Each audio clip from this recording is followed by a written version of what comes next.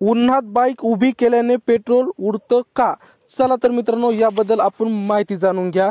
उन्हाळा सुरू झालाय आणि ऊन देखील प्रचंड वाढलं आहे।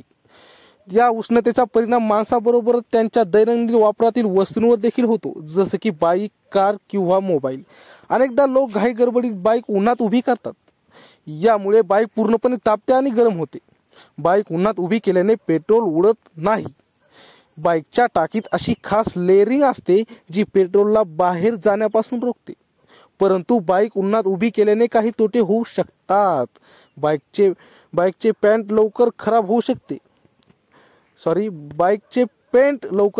शकते।